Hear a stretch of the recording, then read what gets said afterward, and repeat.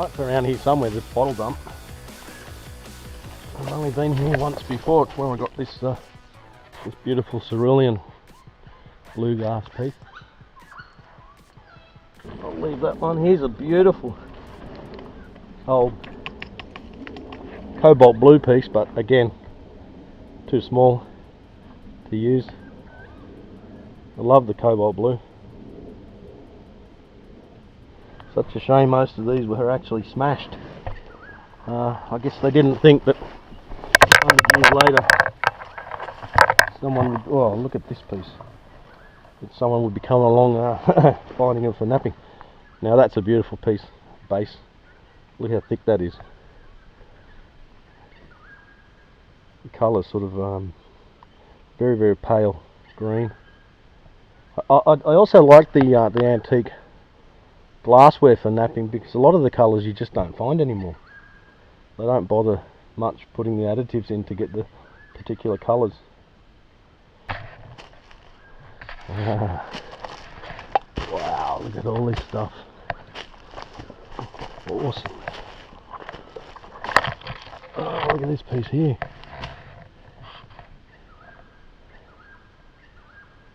Something Company Limited, London. Again, that's that beautiful brownish tinge I found before. And the back, you can see the back, how straight that is. We'll keep this one. And here, we have the actual dump, where there's bottles galore. Most of them are round. They're not really usable. Oh, here's one. Oh, that's really thin. Might be able to use this for a point, but it is very, very thin. A lot of these old ones are really, really fragile too. As soon as you even pressure flake, they crack. S. Harris, King Street, Sydney. Old medicine bottle. That's a cool piece. That was inside. That's a beautiful flat piece too, light blue. Actually, I believe that's the same colour as this. How cool is that? Off the same bottle. I'll make a second one with that one.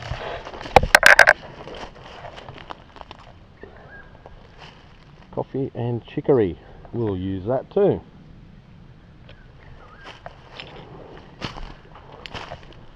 Oh, what's this one here? That is beautiful. Dark brown, and it's got the word tonic on the back. This is a, have a look at this one I found. An old beer bottle. I've never seen anything like this before. It's got a,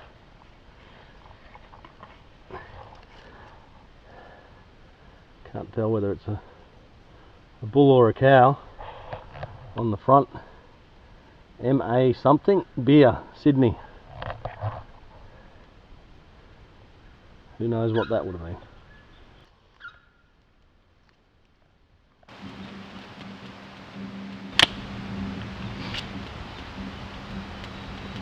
This blue one's going to be a beautiful piece.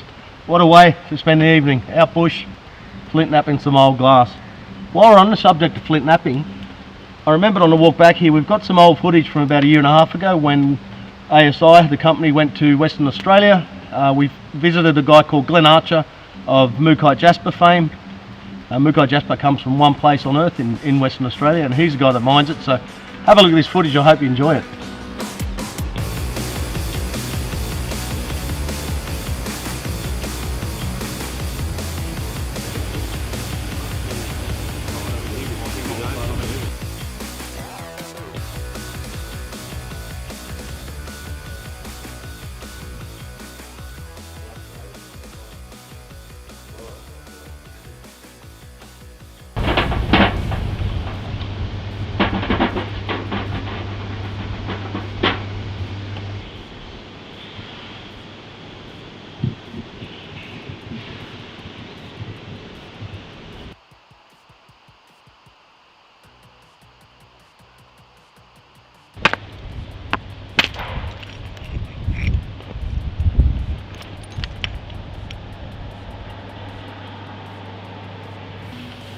This is a new material Glen started to stock.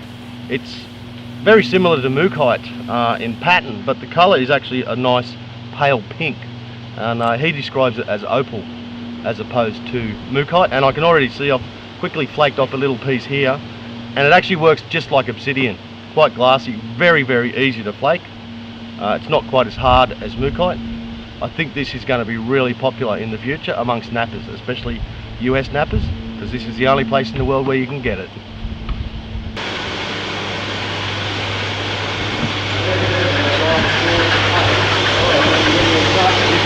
Like a silicon carbide slurry. Okay. It just grinds them real flat, a couple of different phases. Like 2 days on this, 2 days to grip.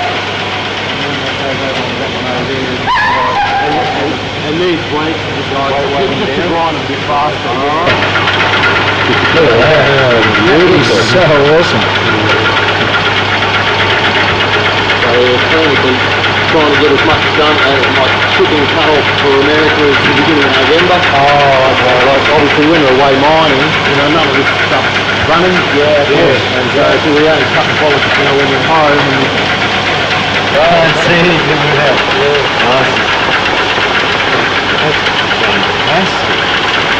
So how long does it stay in there for? Well, like 24 hours on a coarse grind, like an 8-inch drip. Yep. And I take them off, so like I put them on in like this morning, I cut these little off. Then they go back on for another 24 hours on a real fine grind, take them all off, wash them again, let them dry out, and then a day over on that polishing. That's like a dry aluminium dry polish, so a day on there. It's still dull around the edges, and like by this evening that'll be all, you know, mirror polish. I'd always wondered how it was done.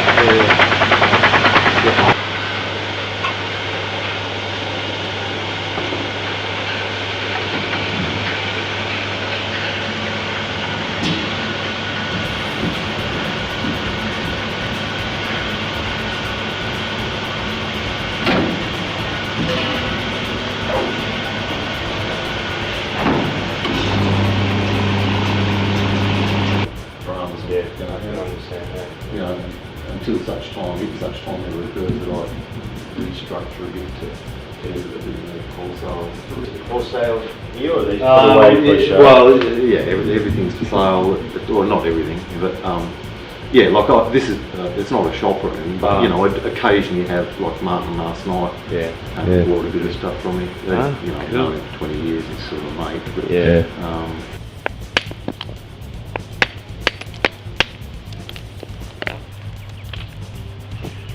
this slight off-white coloured Mookaite's got a little bit of lilac in too. It's absolutely marvellous to nap. It's, to me, it's halfway between the dark red Mookaite and a pink new opal version of stone he's got.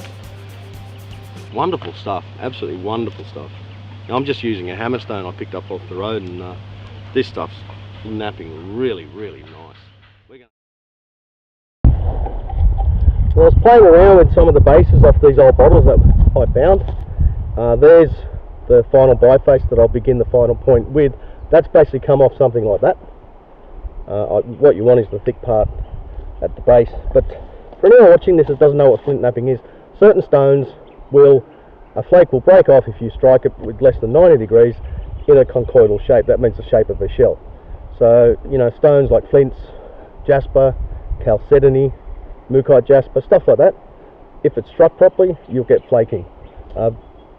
You've probably heard of obsidian as well. That's quite popular. That's a volcanic glass, and glass that you get off bottles reacts the same way. It's very easy for beginners to start napping. So for anyone that hasn't tried flint napping, give it a go, because it's really good fun. You can create some beautiful stuff.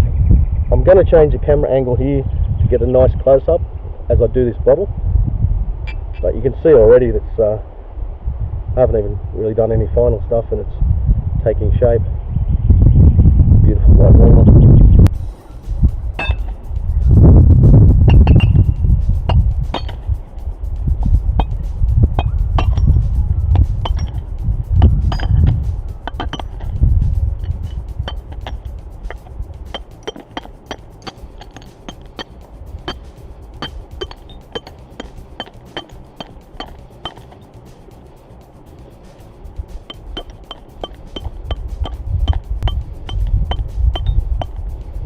cleaning up the edge, the base of the bottle at the moment. It's still here slightly high. I'm just trying to get that little edge off before I start flaking. Some of these side bits are quite thick glass. You could really give those a go as well if you wanted to do thin ones, thin points, long thin points. I'm still cleaning up the lip on the bottom of the bottle. Got a few little ones just sticking up, just stubborn, like that one, and a couple there. Like, that's cleaned up really nice. So you can see it's basically, we've got our biface now ready to go, and this is where we start flaking. Now, if once I start pressure flaking, which is pushing flakes, as opposed to percussion, which is hitting flakes, once I start pressure flaking, I like to, and you should do this, I like to what's called abrade the edge, and that gives your percussion flaker, a pressure flaker I should say, I'm getting them mixed up. It gives your pressure flaker something to grip on before you start pushing. But we'll go through that later on if we get to it. So I'll start just trying to pop some flakes off the bottom here to clean this up. Alright, because that's still a little bit concave-ish on that face, so we're not going to get pressure flakes to push across.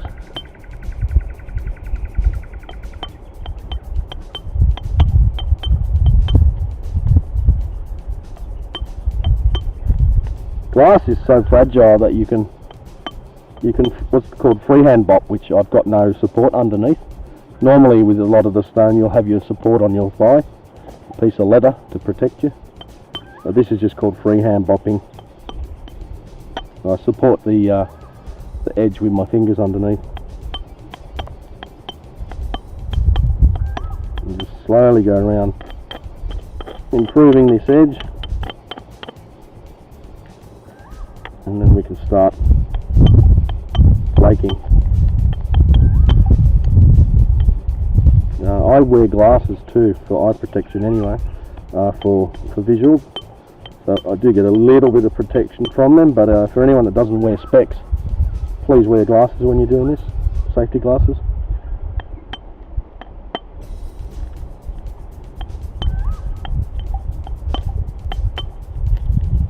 Ooh, that was a nice one. Can you see that? I don't know whether you can see that one. Oh yeah, there we go, in the reflection. See that flake? That's what we want to aim for, to go all the way across the piece as far as possible. And we do that both sides.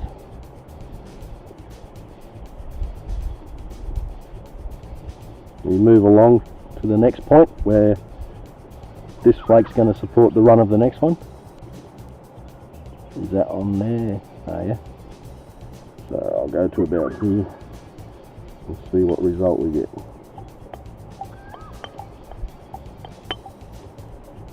Yeah, it ran a little bit, but it's also stepped a fraction. That edge wasn't the best.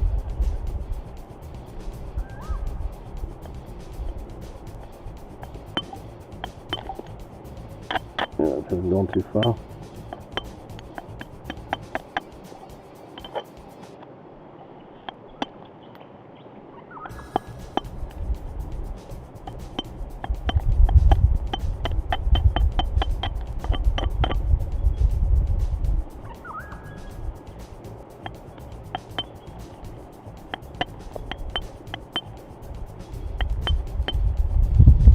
Once you get confident, you can quickly start working two sides at once too.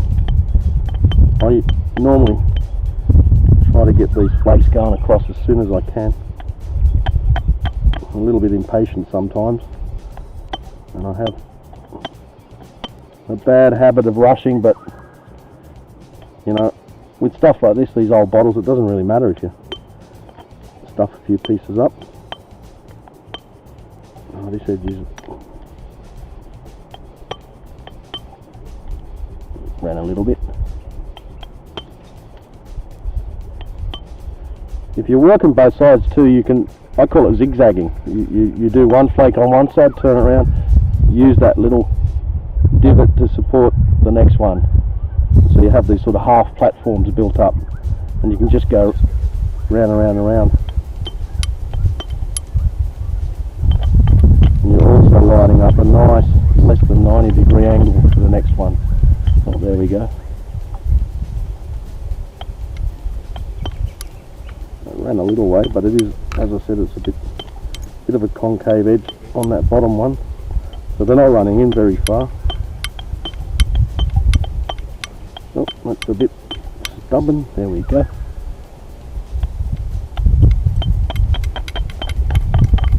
Braid this edge. The reason I braid it is you want to get away any of the little thin edge bits that are going to crush, because your flake won't run, it'll just crush and create a crappy edge. Alright, let's have a go now at getting some flakes. Now that was not a bad run on that one. You can see the flake there. Yep, you can see on the camera that's showing up. That's what you're after now, from each side all the way to the middle. And then we can, once it's, you know, it's cleaned up reasonably well, we can start pressure flaking.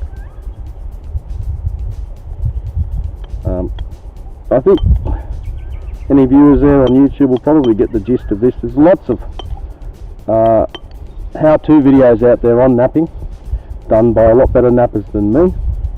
So if you really want to get into it, watch some good stuff. There's quite a few good nappers out there.